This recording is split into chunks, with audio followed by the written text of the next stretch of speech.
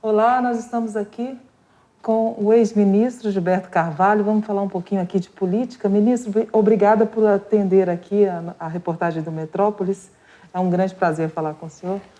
Eu que agradeço, Luciana. Sou leitor diário do Metrópolis e sou particularmente fã do seu trabalho. Muito obrigada. Então, para mim é uma honra estar aqui conversando.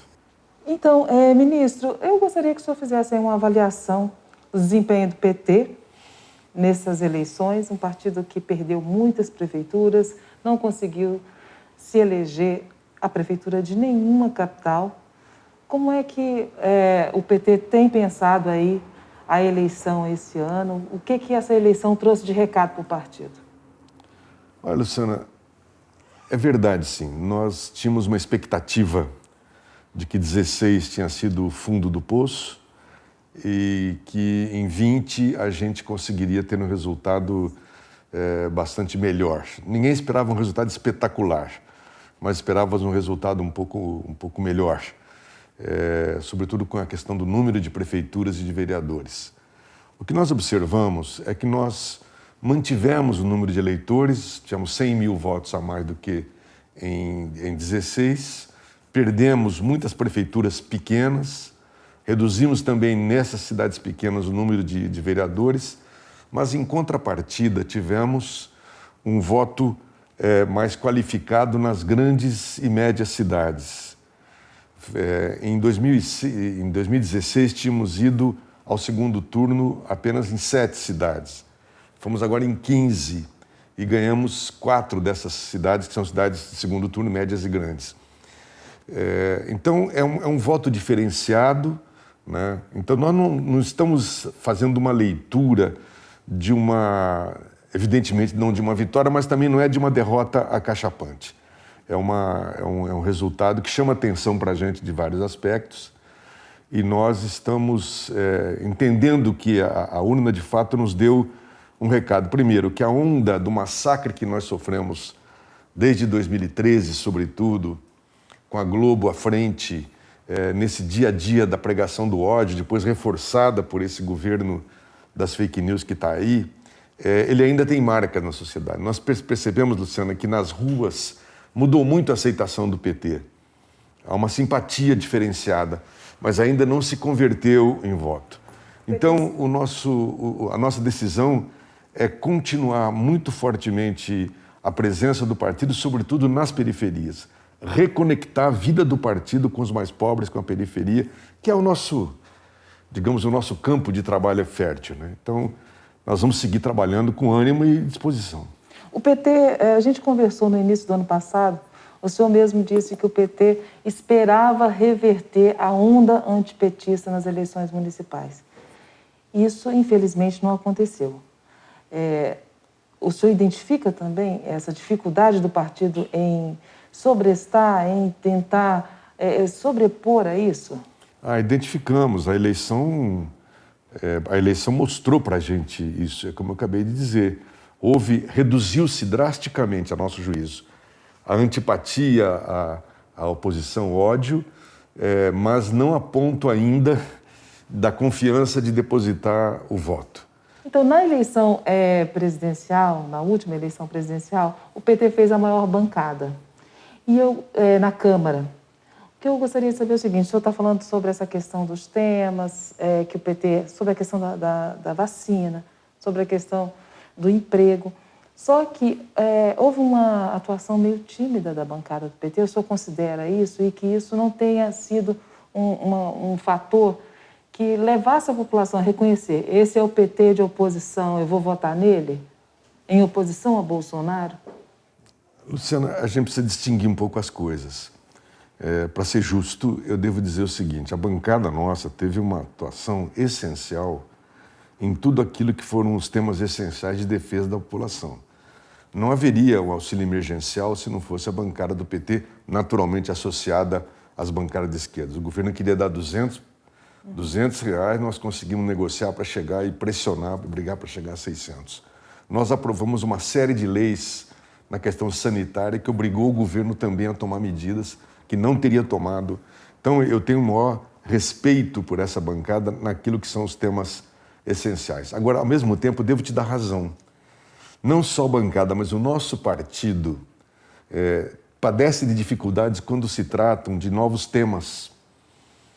Né? A bancada do PSOL ela é mais fulgurante, digamos, ela tem uma atuação muito especial e muito atenta a tudo que diz respeito, por exemplo, a essa pauta que diz respeito da questão de gênero, de raça, a questão da LGBTfobia, os temas novos, culturais.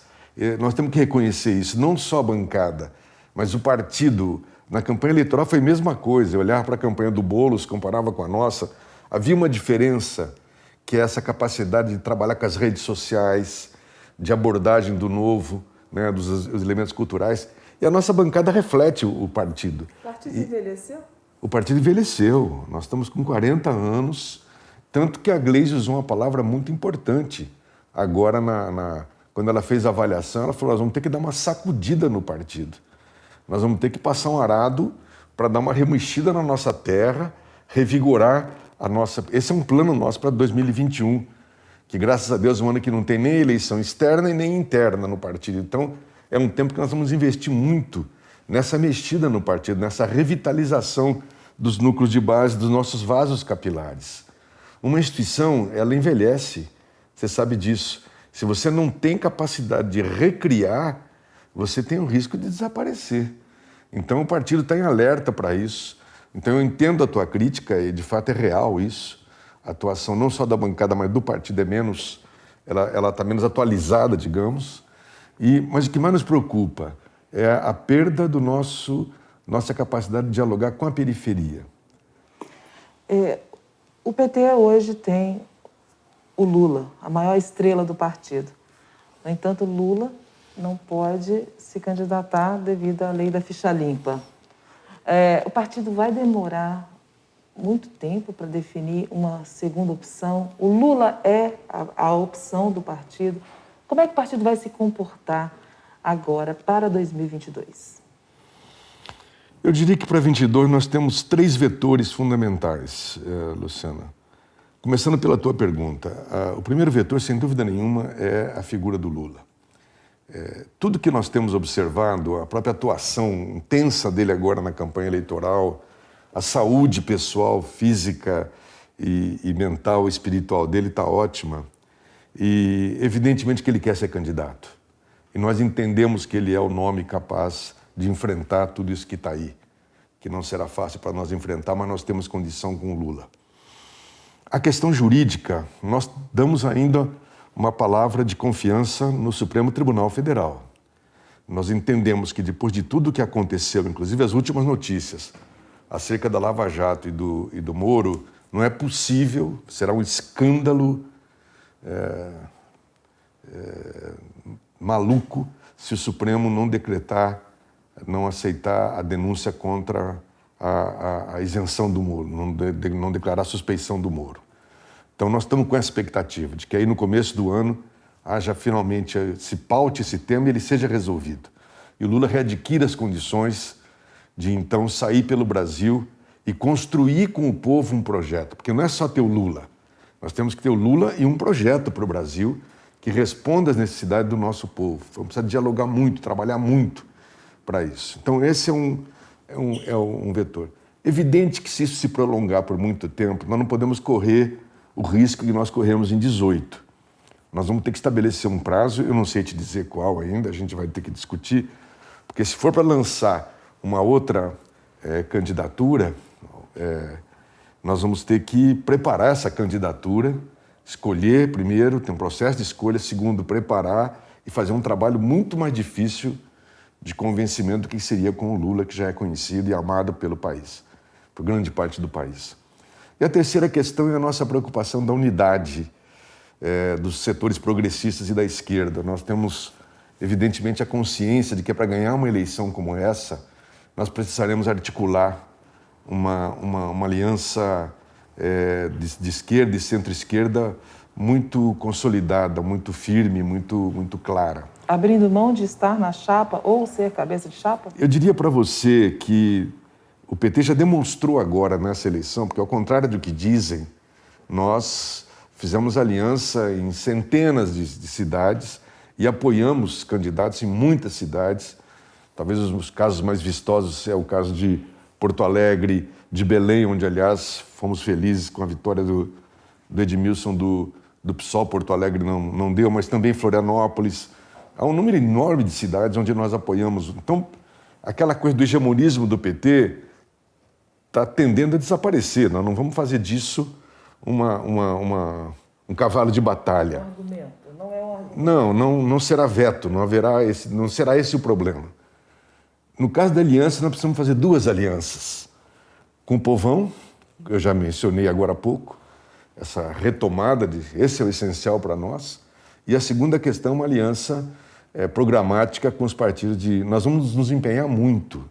Quando o Lula, em maio, chama o Ciro para conversar, foi mais um esforço, apesar de todos os indicadores que não recomendavam, foi mais um esforço. Não deu muito certo, né, ministro? Não tivemos sucesso. É triste dizer isso, porque o Lula tem uma paciência assim, enorme, né? Gigantesca. Então ele tentou mais uma vez, mas não deu.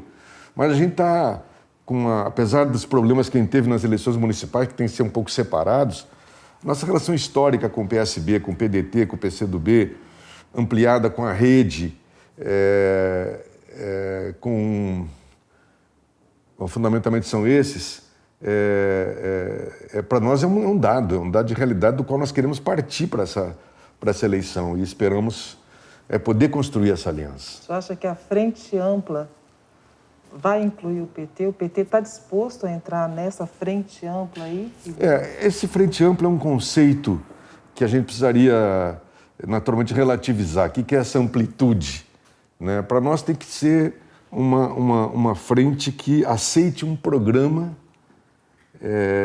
de mudança do país, de fato, em favor dos pobres, rompendo com os dogmas neoliberais. Para nós isso é essencial. Quem o PT inclui numa frente? Fundamentalmente os partidos que eu mencionei, como o PT, como o PCdoB, o PSB e o PDT, que já são basicamente históricos, mas também a rede. Nós tivemos em 2018 a presença do PROS na nossa rede, aí depende das lideranças desses partidos, mas depende sobretudo de aceitarem um programa em conjunto que diga para nós o que é essencial, que é essa questão de não aceitar esse modelo neoliberal, esse modelo do Estado mínimo e esse modelo que exclui os pobres do orçamento. Numa palavra, seria isso. Quem o PT exclui? Evidentemente, hoje, todos esses que apoiam o Bolsonaro, naturalmente, essa legião de partidos, assim como também isso que se chama de centro, mas não é centro, é direita. No Brasil está havendo uma confusão deliberada de chamar de centro, que na verdade é direita. Né? Todos esses partidos como o DEM, como o PP, esse pessoal todo, evidentemente que entram num esquema do catecismo da direita. Estado mínimo, privilégio aos bancos, exclusão dos pobres do orçamento. Nós não vamos aceitar privatização. Isso não dá. Nós sabemos que isso é antinacional. Aliás, a bandeira do nacionalismo é outro elemento fundamental para a gente. A defesa do país, da autonomia, da soberania brasileira é essencial. Agora, ministro, o PT sem Lula, candidato, o governador Jacques Wagner chegou até a falar sobre essa questão, falou que o PT não pode ficar a reboque aí do Lula. Quem está na fila para ser um candidato pelo PT? Olha, Luciana, a primeira coisa é o seguinte, seria uma loucura, uma bobagem o PT abrir mão de uma figura como Lula. Então não tem esse negócio de aposentar Lula. Houve uma interpretação, eu acho que houve uma infelicidade na expressão, na verdade, do Jacques Wagner, que é ligadíssimo ao Lula, por sinal, porque seria uma estultice da nossa cabeça aposentar uma pessoa do quilate do Lula, que Mas não é a primeira vez que ele fala isso, né? Como é que é? Não é a primeira vez. Não, é verdade. Não é a primeira vez, é meio estranho. E nós não concordamos. O partido todo se levantou e disse, não tem esse negócio de você vai aposentar, como disse uma das outras pessoas, vai aposentar um sonho. Você não vai aposentar um sonho, você não vai aposentar... Não cabe, não tem... Não está no horizonte. Então, quero deixar claro, nós estamos dando uma palavra de confiança ao STF e à Justiça. Mas se essa confiança não for, nós vamos para a briga. Nós vamos brigar muito, nós não vamos deixar em paz. Não é possível que a democracia brasileira seja agredida por um tipo de postura, de um julgamento reconhecidamente nacional e internacionalmente injusto, que ele permita. Então não vai ser assim. A gente, não deu, então tá bom, vamos, não. Vai ser um movimento popular de grande intensidade. Então, nós estamos dando a palavra de confiança, mas não estamos abrindo mão da luta. Primeira coisa é isso, porque sabemos o valor, a importância que o Lula tem na nossa história e na possibilidade de a gente... Porque não é só ganhar a eleição, Luciano. É ganhar a eleição e ter governabilidade, ter capacidade para mudar esse país.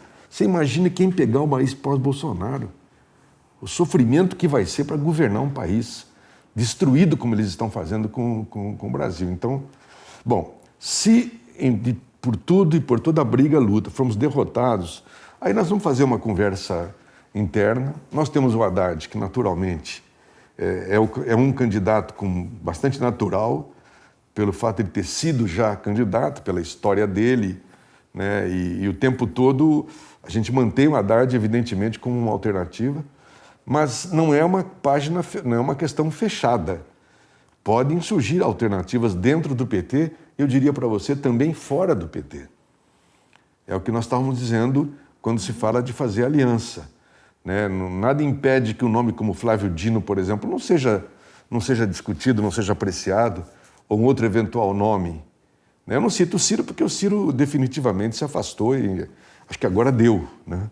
O nosso estoque de paciência chegou ao limite também, mas podem surgir outros nomes na conjuntura aí, o PT vai ter abertura como teve para fazer o apoio em Porto Alegre, o apoio em Belém, o apoio em João Pessoa, apesar de todas as confusões, ao Ricardo Coutinho e assim por diante. Nós demonstramos essa capacidade agora. Ministro, obrigada. Foi um prazer falar com o senhor. Sempre tem aqui um espaço aberto. E você pode acompanhar todas as notícias de política aqui no Metrópolis.